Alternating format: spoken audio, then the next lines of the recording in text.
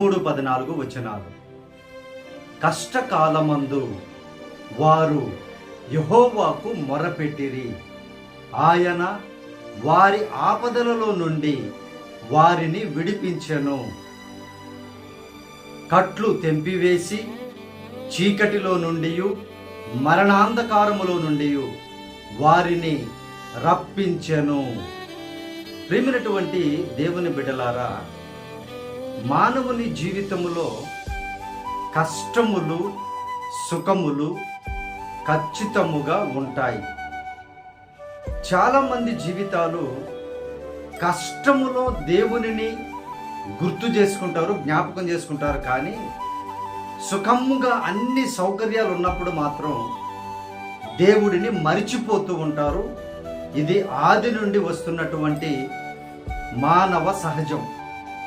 అయితే